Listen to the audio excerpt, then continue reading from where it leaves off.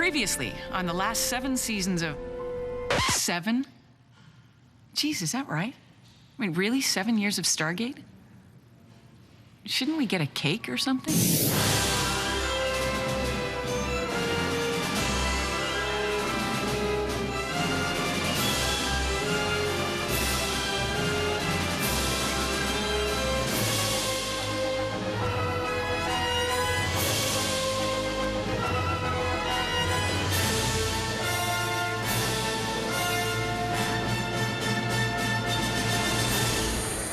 Thank you all for this award.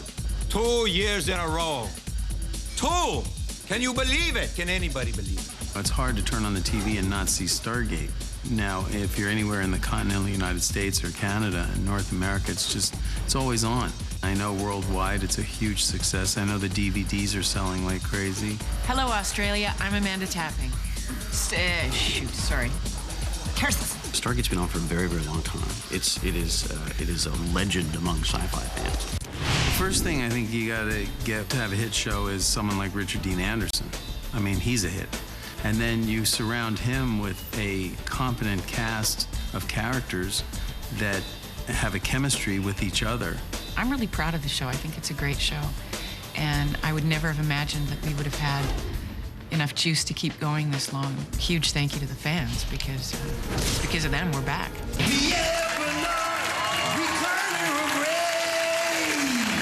Bottom line, America, Stargate SG-1 is way better without Dr. Daniel Jackson. True story, a few days after that segment aired, Stargate, the people at Stargate, contacted Pierre and offered him a part on the show. Dr. Jackson? One thing that has made SG-1 what it is the fact that audiences have wanted to bring those characters into their living rooms every week for going up on 8 years now. Stargate SG-1 is a worldwide phenomenon, but after 7 years and 150-plus episodes, who can remember everything? Let's recap, shall we? There was a portal that you could instantaneously be transported to another planet from. Where the series picks up, the Stargate is in the possession of the Air Force, and a team is put together made up of Colonel O'Neill, Captain Carter, Dr. Jackson, and Teal'c. This? That is that? You can stop that. I purposely made the character a bit dense, but that's almost, cheating for me. Most of the guys I've dated recently have died. So much has happened to this woman. Most recently, personally, she's got herself a fella for the first time in 7 years. It's quite funny for me as an actor to look back on, because season 1, basically, he was a mute. And now this year, it's just like yak, yak, yak, yak, yak. It's like he has a talk show or something. Colonel O'Neill has officially informed me that I have my mojo back.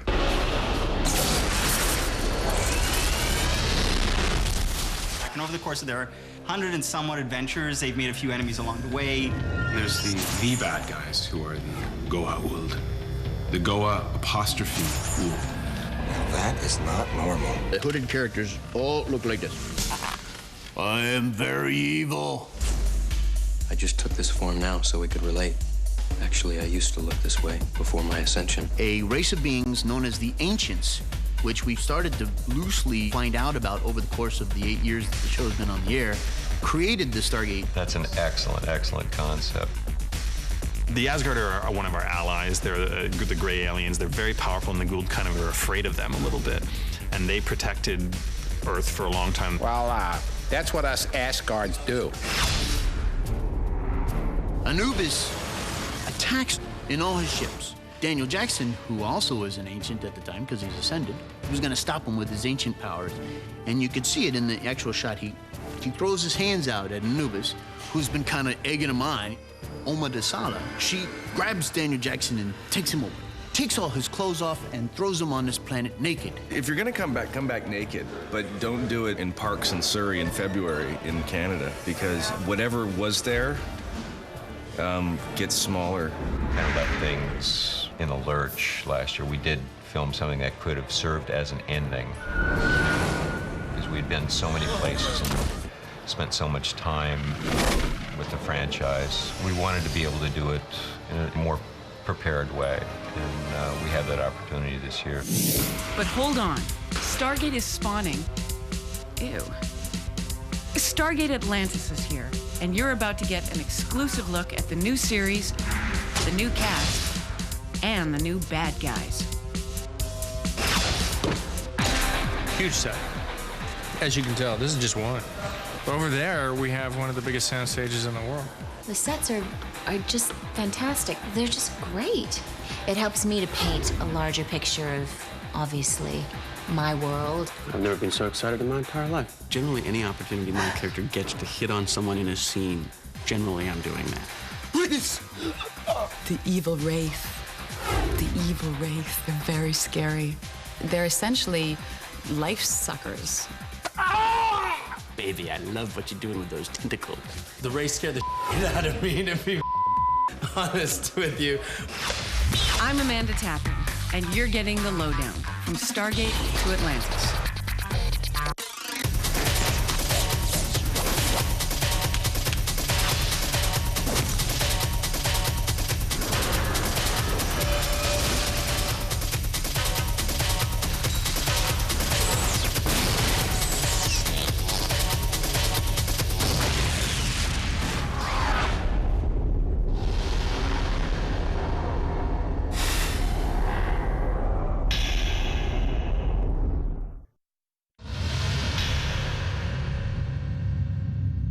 We've been traveling off-world through the Stargate for the past 7 years.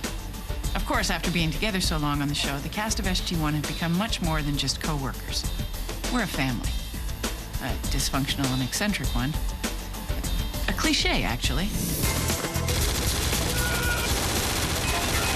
Things have happened, things have changed, and natural evolution of a show. Now that we're into our 8th season, something had to happen. And they were so desperate, they made me a general. Did you get that? I think O'Neill as a general is actually kind of refreshing for Rick, because he gets to experiment on things that he never did before, like sitting down. He'd much rather be out doing something than answering phones or dealing with paperwork. Of course, we play that up a lot in the early episodes.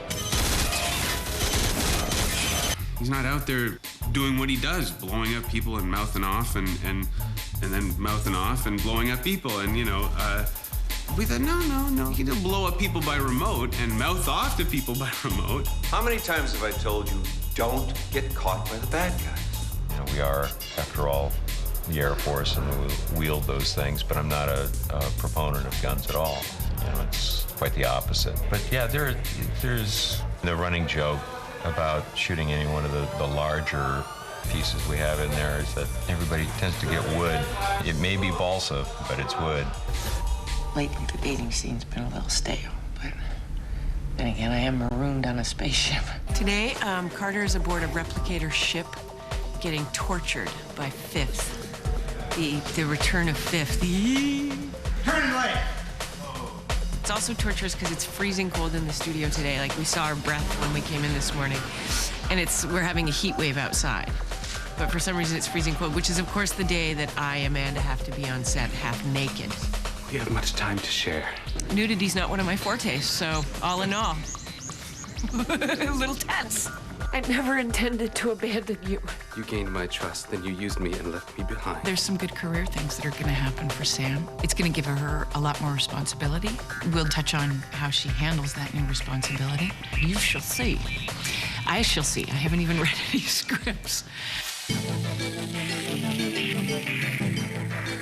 Pete the Stalker, there's a lot of talk about that. I had never gotten so much hate mail as in the months following the airing of that episode. I mean, it was quite amazing. There's a huge fan response, some very negative, some quite positive. A lot of the fans liked it. A lot of the fans thought it was great that you could see this other side of her that you've never seen and that she's not necessarily comfortable with. You know, the flirty, girly side of Sam. This was romantic. Watching a man dance around in the rain with an umbrella? Wait, just because there were no guns or car chases. Or nudity. Yeah, well, your chances of that are slim to none now, buddy. I think there was real chemistry between him and Amanda, and the characters work together. And sorry to say it, but you're gonna see Pete Shanahan back for season 8. Personally, I don't know what's going to happen with Pete. I have no idea. A lot of people thought Pete was too much of a stalker. I don't think he's a stalker. I think he's a cop, and he is used to investigating things, and he really cares about her, and he just wanted to find out what her secret was. I don't know that much about Pete, to be honest with you. Apparently he's no threat to O'Neill. Short kick, never run. I too will die free, brother. You have to really consider yourself lucky to have 8 straight years of employment, 8 straight years of employment on a show like this, 8 straight years of working for and with people that really are concerned about you, not just as an actor, but as a person. Don't give me the eyebrow. Just had this beautiful, you know, massive head, hairless head, and now he runs the risk of blending in. Hopefully, before this is all said and done, I will have hair. You know, at the beginning of those Chia Pet commercials, when they take the seeds and they just kind of spread them over the top of the armadillo or whatever the heck it is, the dog or the puppy or the... that's kind of how he's at right now. He's at the seed spreading thing, and I think it's just a matter of time before Chia Teal'c becomes a merchandise item, and we start to see that is going to waft up. The show has undergone a transition period. So it didn't seem so outlandish now that Tip would have hair. And there are stories being written that kind of deal with him becoming more Earth-like. The people of this town are behaving strangely. Even for humans. I know that he's also trimming his all his body hair, which is nice because that makes you look bigger. What I like to do is use dollhouse furniture in my bedroom, and I always find that makes me look gigantic. You know, they are getting a little bigger. You know why? Because I'm getting older, and it's harder to be thin. Actually, all it is I'm the butt of more jokes now. You know, that planet you guys found me on was nice. People were simple, life was quiet. That's quite a way to make an entrance. I realize I'm quite pale, actually, on film. Anyway, I didn't get too many offers after it aired about any videos or special films to make or anything. So I'm assuming that it wasn't so bad, but it wasn't so good either. Dude, come on, tell them how deep you are. You'd be lucky if you understand this. My depth is immaterial to this conversation. Oh, you see. If he's not hasn't under or Daniel Jackson is a mystery wrapped in an enigma that kind of walks around in a circle with a riddle. You found all this and you didn't contact me? We were going to. They've been moved. Daniel? Go to your happy place. They're having a meeting about my behavior on set right now, and a lot of people are invited, so... You know, it's just something I have to do every now and again because they get sick and tired of dealing with my crap. Next, the gold. Or if you can't pronounce it, the gold, the Gould, the Glulula, and other alien badasses. Stargate SG-1 unlocked the gate to the galaxy. Move out. A new team just found the key We're about to try to make a connection. to go beyond. Did I do that? What we're looking for may be further away than we ever imagined, but it's not out of reach. Atlantis. Begin the down-in sequence. Oh, yeah. We're going in! You have to see this. We're underwater. If we don't stop everything we're doing right now, we're dead. I don't think we've gotten to the hard part yet. Stargate Atlantis, a Sci-Fi Channel original series, premieres Friday, July. Throughout the history of Stargate, we've had to deal with a lot of creepy, destructive alien thugs and bugs. But the studio executives rarely visit us anymore. Well, in season 8, the bad guys are back, and they're mad. They're mad as hell because they don't have recurring roles.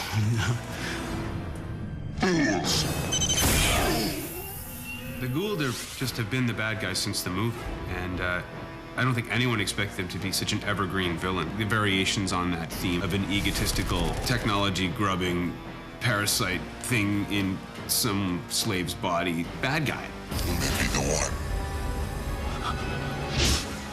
We started to meet individual Goulds, the most dastardly of which was Apophis. I've always liked Apophis, maybe because he was my first. So you hold a special place in your heart for your first bad guy. He had that, if you watch the movie, he talks like this. That's my best imitation of it. And then his eyes would glow. And he'd look over his shoulder a lot. He'd go like this a lot. I know who you are, Daniel Jackson, but you know not who I am. We've come up against a uber ghoul by the name of Anubis, and what he has done is he has found a way to ascend. The 101 begins with ghouls, but Anubis became, that's when you're doing your kind of PhD in ghouls. So Anubis is a whole new level of bad guy. If Anubis is truly behind this, these beings are a great threat to all who hope to one day see the Goa'uld wither in defeat. The guys who play the super soldiers are two of the biggest human beings on the face of the earth, but they are Anubis drones that are kind of have a very single-minded purpose. I serve Anubis. So it's always fun though, because to see them, because they can't really see that well out of the helmets. So it's always kind of an adventure to see how certain scenes are going to go, especially when it involves them walking a lot of movement with them. Death will only offer a temporary escape. I can revive you again and again, 1,000 times if need be. Ball, who has a lovely goatee, he's a very handsome man, he's got great cheekbones, he could be an underwear model. I like our little bit more sophisticated villains. I think we have a villain named Ball. His name's Ball. I am Ball. Ball will figure heavily in the ultimate fate of the ghoul. And you'll see him, do a little bit of bragging, a little bit of boasting, some threatening, and he may kill some people.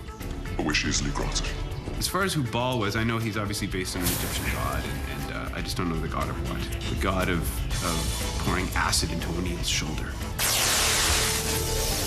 We've also had some fun times playing, villains that have entered our characters' bodies and taken over that. You expect this character to be behaving certain ways, and you try and follow him and trust him, and then all of a sudden you see that he's really out for himself. Dr. Jackson, what are you doing? As I suspected, the president is obviously failing to overcome a lack of necessary leadership abilities. So I'm going to have to step in and prevent a global nuclear war. Daniel, in an episode called Absolute Power, became a bad guy. Daniel. Don't worry. There's no threat of residual radiation spreading as quick and clean. It's like cutting your enemy's heart out with a scalpel.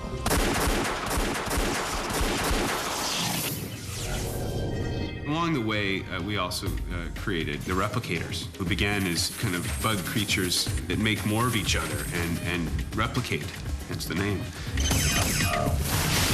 They were originally not our enemy. They were the enemy of one of our allies, the Asgard, another alien race. Keeping track at home. Replicators exist merely to increase their numbers and do so without prejudice. They are no more evil than a virus. Really evil virus. Then they got scarier when they became human form replicators. I hate them. I hate working with them. But Fifth is going to prove to be a very interesting bad guy. And Patrick Curry is a wonderful actor and a great guy. And so we have a lot of fun. He's so pretty. He's the prettiest bad guy we have. Brothers and sisters will devour entire civilizations in order to replicate. The replicators are the bad guys, bad bugs. On the other side, the best character I've had to work with is, who's the little guy? The little puppet? Thor. So how do you like this new ship? Well, it smells like dog food, but apart from that, it's okay. He is the franchise. And actually, my pet. Peter DeLuise did the voice of Loki, and Michael Shanks often does the voice of Thor. And so you've got guys who can play kind of sly moments. But it still starts off like this. People didn't know it for the longest time. I kind of wanted it to be just a big secret, but then they let the cat out of the bag, so. Who's your favorite director so far that you've worked with? Ooh, that's a tough one. Yeah, thanks a lot. After all I've done for you, and that's the kind of recognition I get. Okay, it's you. It's you. You're my favorite. Ow. Good one. Sorry, pal. Sorry, I never know my own strength. I'm sorry. That freaking hurt. I'm gonna call my attorney. Replicators will soon consume all that they can within our home galaxy. Yours will be next. He's quite capable of doing his own voice, but for some reason, due to timing issues and issues of scheduling, they can't actually get him to track his own stuff. And I don't think he likes to do any stuff in post. I think that he should just get off his high horse and do his own voice one of these days, but he won't, so. So you think they grow older bad? In the new sci-fi series, Stargate Atlantis, they've got some really nasty, evil aliens. And here's your exclusive first look. The bad guys are, I still haven't figured out who the hell they are. They're strange. They are scary. They're called the Wraith, and they're part of a very strange extraterrestrial culture that feeds on life forms. They're essentially life suckers. I mean, they feed off of life energy. They're the ones who actually ended up virtually destroying the ancient race. So, yeah. And it's our job to just irritate them as much as possible. We got a serious enemy, and we piss them off pretty good right from the start. They happen to be in a dormant state, and we actually, like knocking over a beehive, we've suddenly triggered off this entire very dark entity in the universe. So we're running for our lives most of the time. They're terrifying. I respect them, I fear them, and I hate them. To put it short, the Wraith are just bad mofos, and that's it. There's nothing more to be said. You'll see. They're crazy. They're scary. And I don't know what they speak crazy. They're nuts. I'm scared of them. That's it. They're really resilient. I've killed a number of them. They all come back to life. I guess that's sci-fi, you know? They keep coming back to life. We gotta get a bigger gun, probably. Next on the Lowdown, an exclusive look at the new world of Atlantis. Plus, blow stuff up. How are you holding with the new, baby? Producing Stargate SG-1 each week is like living in dog years. For every season we do, we age 7 years. So we're all actually 49 years older than you might think. Probably my only demand as, I guess, the head of a show is just to make sure that people enjoy coming to work. So far, that they all seem to. It's insane. We're shooting all over the map. It's weird because they're now in stage 6, which was one of our stages. And so at any given time when you're standing outside the studio, you'll see the red light flashing and not know which show is shooting. I'm okay with longer hours because I have a TV in my office. And I think as we speak, I'm having a toilet installed in my office, right where my desk chair used to be.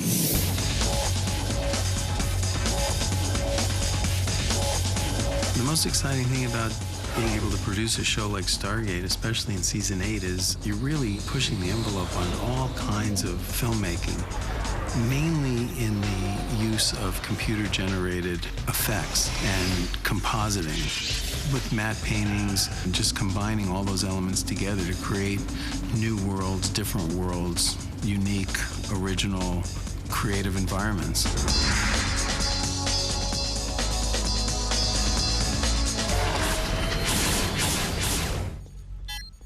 Close the iris.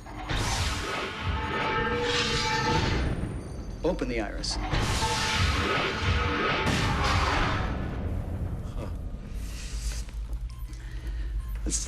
That's pretty much my job, right there.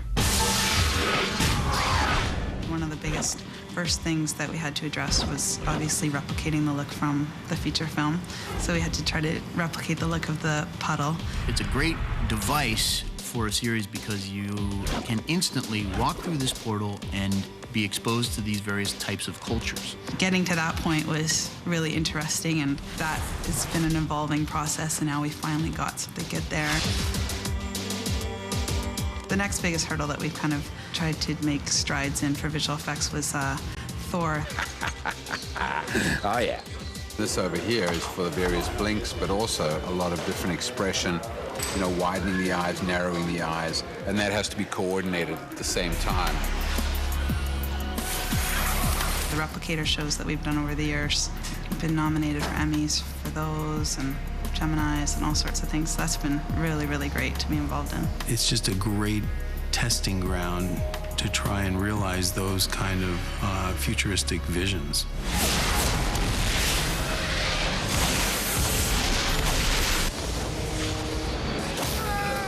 It's so much fun doing this show, and especially because most of the time I get a lot of the big two-parters. The rule is when you get a big two-parter is that every 4.5 seconds something has to explode.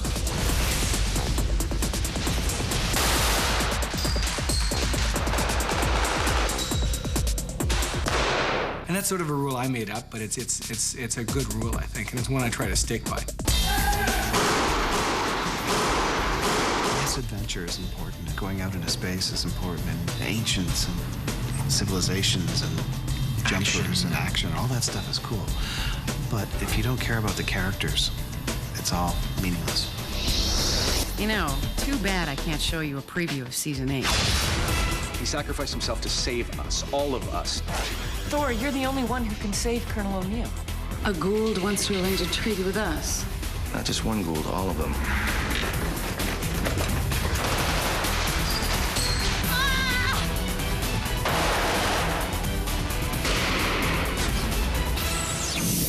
This year, you're gonna get even more Stargate with the premiere of Stargate Atlantis. I'm talking about a whole new galaxy, a new world, and an awesome new look. It's kind of like new shoes, only better. For Atlantis, we went up to this glacier and shot the opening title sequence for the pilot, and also the drone attack on John Shepard and Jack O'Neill. I spent close to, I'd say, 6.5 or 7 hours in the helicopter itself, just riding around for the joy of it. He had such a good time up there, and Joe Flanagan as well. I actually have to admit that that's kind of one of the high points of the whole 8 years. Out with the old and with the new, baby. Yeah, talk to me in 8 years. Who's going to complain about doing a bunch of chopper scenes with MacGyver? Gotta love it. That was different. For me, not so much.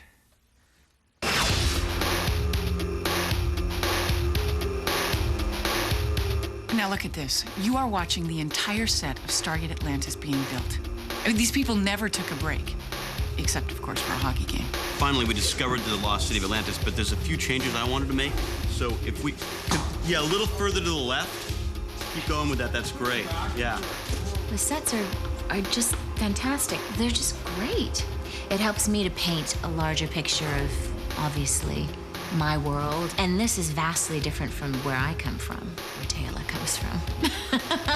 We're having loads of fun, and they have done so much work. It's a beautiful set. We hope that we can keep your interest after fabulous Stargate. Hello, and welcome, fellow space travelers. I've snuck into the control room here just to give you guys a little basic rundown of, the way things work here. First off, you'll notice that all of these panels are lit from below. Some people think that's a lighting issue and that it makes, it makes these look more realistic and more sort of sci-fi. Actually, the reason they're lit like that is because I can place a coffee on here. It will remain warm throughout the scene. This very high-tech looking device, usually used just to connect to the rest of the Atlantis city, is actually a direct connection to my manager and my agent when the obvious problems occur with other cast members, possibly like a tuna sandwich that may not be tasting quite right, that sort of stuff. This over here, actually, most people believe that this is a 3D map of Atlantis, the lost city of Atlantis. Not so. As it turns out, this is actually a beautifully rendered 3D map of my Malibu home. You'll notice the bedroom is the largest section in the center, and let me tell you, it gets a lot of action. Atlantis is a really challenging project. There's a lot of visually challenging, a lot of visually difficult things in it. The main one is, of course, the city coming out of the water. Water has always been difficult. We know the water's going to be difficult, so let's just admit that. But let's try and come up with the coolest looking shots that we can. So we've decided to bring the city up at sunrise because it's difficult. They needed to come up with an adversary, the Wraith, who were sufficiently powerful that they could have defeated the Ancients, but who are sufficiently stupid that we can outwit them on a week-to-week basis. And that's pretty tricky. It comes out in the first episode that the Wraiths can project illusions where you think you see them, but they're not really there. They travel in these ships, and actually over here are some of the first charcoal sketches of what we thought would be the Wraith fighter craft. and the mothership. The mothership is massive, and it has landed on a planet long enough while they slept. The trees have grown on the actual ship itself, obscuring it, so you don't even realize what you're into until you're right on their front doorstep, and then, of course, ultimately by then it's probably too late. You want the real lowdown on the new Stargate Atlantis? Stay tuned. The best part about it is running around with large artillery pieces. Stargate grows from SG-1 all the way to the lost city of Atlantis. Show creators Brad Wright and Robert Cooper tell us how easy that was. The first thing you have to understand is that Brad has had several plans. There have been a lot of plans. I've planned. Originally, it was more of a handoff, and now both worlds had to coexist. And not step on top of each other. And more importantly, we didn't want to have a situation where the solution in one universe would be to just call the other guys. It made Robert and I rethink a little bit what we originally had in mind for Atlantis, and to set Atlantis in another galaxy entirely. This is not the lost city. And where is it? That place that we find at the end of Lost City is not the lost city of Atlantis, but an outpost left behind when the city left Earth millions of years ago and flew off to the Pegasus galaxy. Our specific mission is we've essentially found the lost city of Atlantis. We have to tap into this ancient city and the ancient technology and stuff like that. So we're here for quite a while. What is Atlantis all about? What is your mission? I don't know. I haven't read that one yet. Atlantis is a sort of a one-chance trip that Earth has to get into a new galaxy. We have just enough power to get out there. We do not have enough power to get back. So we have found ourselves in a new galaxy, in an unexplored city, and it's a very international team. The whole purpose of this is knowledge and understanding humanity on the widest scale available, and how that will teach all of us individually and everybody back on Earth more about ourselves. Can't get into specifics or I'd have to kill you. We should be wiping the slate clean, and that we should give our new heroes a chance to deal with new problems and new enemies. So putting them in this other galaxy really allowed us to say, okay, we're starting from scratch here. These are people going on a brand new adventure. Starting a new show with a new cast can be really tricky. Lucky for us, we have a group of talented, dedicated actors who don't know what the meaning of serious is. The character I play is Major John Shepard.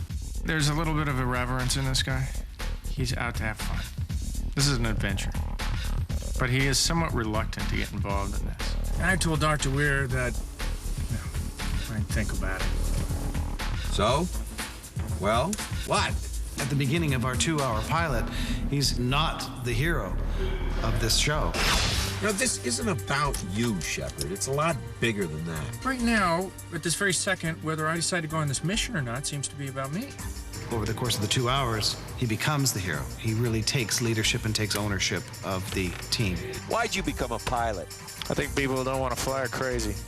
And I think people who don't want to go through the Stargate are equally as whack. The best part about it is running around with incredible special effects and large artillery pieces. Makes up for something that's missing in my life. I don't want to talk about that, but... Dr. Elizabeth Weir, she is an interesting choice as a head of Atlantis crew because she doesn't come from military at all. She comes much more from political science, from human relations. So she went from dealing with United Nations to understanding there's actually aliens that we have communications with. So she's still a virgin with all this. And I think one of her strengths is she's aware of that. I think she's a bit of a hippie idealist in her heart for there to be just peace, love, and understanding. This chair controls the most powerful weapons known to humankind. I'm afraid of the thing. We put the civilian, the person with the sort of moral code, in charge of the expedition and made the military guy subordinate to her. It will totally undermine your leadership. So as ranking military officer, all right, just shut up and listen to me for a moment, all right? As a woman, if you are very, very strong, you can be considered a diva, or I don't know what my language could be here, a bitch. God, you're a jerk. I wish I didn't find you so attractive. always had a real weakness for dumb blondes. David Hewlett plays McKay. He and I had this really interesting antagonistic dynamic between our characters, and he was in a couple of episodes. And last we saw him on SG-1, he'd been sent off to Russia. And now even worse, they've sent him to a completely new galaxy. It's kind of sad because she's got this horrible crush on me. And I'm trying to let her down easy. Hit me.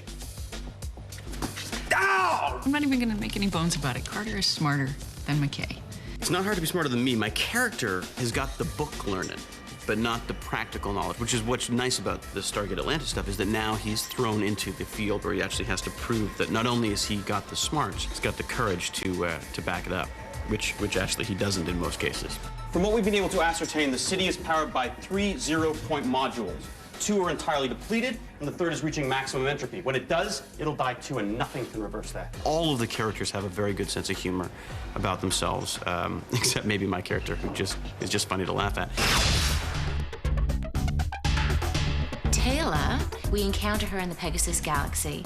She's from a planet called Athos, and she is the leader of her people. She is strong, she's intuitive, she kind of has a second sense about her. She is a great fighter, a great warrior, and a wonderful protector for people. Whoa! Whoa! Well, the Athosians are actually an interesting blend of native and primitive with technology. I am Taylor Emagan, daughter of Tagan. There is an immediate connection between Taylor and Shepard. I don't think Taylor is one to trust people easily, but for some reason, she immediately trusts Shepard. Lieutenant Ford he's a young cat, but he's very adamant about his position. He's definitely the weapons expert and a military force on the team. Never lose your guns, always by your side. Like a good woman, or a good man, or a good dog, or a good goldfish. He put himself on tape and put it up on a site, and we ended up looking at his audition on a little MPEG file. And we're staring, Robert and I are staring at this tiny little screen and going, this guy's really good. I love this guy. He managed to make it back to the base and was ordered to report to his commander. Instead, he climbs in another bird and went back for Captain Marlin. And so when I came in here and looked at the new Stargate, and I was like, oh my God, what have I got myself into? What's it feel like? It's like hell, sir. You get the chance to play a guy who's is into guns, and he goes and he runs around, and someone says, oh, that guy's a bad guy, and he's like, I'll handle it. I like being that guy. Lieutenant Ford, he's the man. You'll learn to love him. You'll love him before you learn. Next on the Lowdown, an exclusive look at the new Stargate Atlantis. We do have clips to show, don't we? I love it. Okay, show us what you've got. Stargate. Next. Creature Next. Atlantis. Thank you. Next. Think you've got what it takes to join the SG team? Log on to Stargate.sci-fi.com and enter the Get in the Gate sweepstakes. You could win a grand prize walk-on role in an episode of Stargate SG-1 and the all-new Stargate Atlantis. When you enter, you'll get exclusive access to special Stargate Atlantis content on Yahoo, where the search for Atlantis begins. It's a great big world. Where did they find these people? Don't miss the premieres of Stargate SG-1 and Stargate Atlantis. Okay, hopefully the TV system lords that bless Stargate SG-1 with great global success will do the same with upcoming Stargate Atlantis. This team has a new gate and an all-new mission. I just wanted to be able to contribute in some way and help make the transition a little smoother and, I guess, credible as a seed to start a new franchise. See what I have in here. I have a cell phone, which I actually get reception in Atlantis, which is amazing. I'm gonna walk around going, can you hear me now? Can you hear me now? Everybody on Stargate, it was such a joy to work with them because these people that it's in their blood now. They're just so comfortable with it. Everyone from the actors to the crew so you walked in and you just felt safe. And they're being so welcoming and warm and funny. And And that is just an incredible gift. We just feel we have this sort of big brother saying, it's okay, come on. Stargate's been on for a very, very long time. It is a legend among sci-fi fans. And, you know, I think what's nice about Stargate Atlantis is that it's not a replacement to SG-1. It is a complement to it. Fantasy and sci-fi, and what makes that realm so exciting is that it's endlessly fascinating. Anything could happen. And everything is possible. That's what's so exciting about Stargate and what is so exciting about this show. How do I like being on it? I love it. I love it. I think that if there is a level of expectation for the show to fill the shoes of something like SG-1, the producers are probably feeling that responsibility, not me. I'm having fun. Let them worry. Me, I like Ferris wheels and college football, anything that goes more than 200 miles per hour. So that's not going to mean anything to me. And feel free to speak up. I'm just trying to break the ice. Major John Shepard. We're going to be working very close, being as I'm second in charge to him. Shoot lots of Wraith with him and get shot a couple times and fall and say some scientific jargon I don't know and all sorts of great stuff. So little fear. Is it valor or ignorance?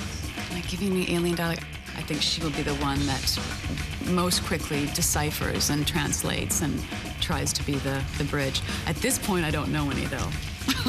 Come back in a week. I'll do a haiku in Wraith. I get to be off of Earth for a while. You know how troublesome Earth can be from time to time, so it's nice to get a little escape. We walk through a wormhole, and all of a sudden we're in a completely different world, different elements, and there's so much to anticipate and look forward to. It's fun, it's colorful. Ladies and gentlemen, welcome to Atlantis. Please remain seated until the puddle jumpers come to a complete stop. Most of the time, new series are works in progress. I think these guys know what they want, and they know how to do it. So that's nice. Once again, I have no responsibility. I'm Amanda Tappy, and as promised, here's an exclusive look at the new Stargate Atlantis, only on Sci-Fi. Looks good, doesn't it? You are the world's best and brightest. You're also the bravest. Pull up! You truly cannot return to your world.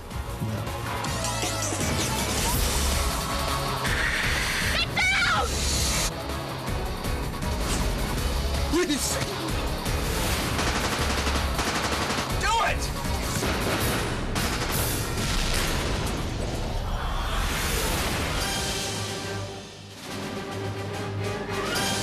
After 7 seasons together, everything they've known is about to change. Someone's activated the gate. The special 2-hour premiere of Stargate SG-1 this Friday at 9 on Sci-Fi. Stargate SG-1 unlocked the gate to the galaxy. A new team just found the key to go beyond. What we're looking for may be further away than we ever imagined. Atlantis. Begin the downing sequence. Oh, yeah. You have to see this. We're underwater. If we don't stop everything we're doing right now, we are dead. Stargate Atlantis premieres Friday, July 16th at 9. Next on Sci-Fi, Komodo.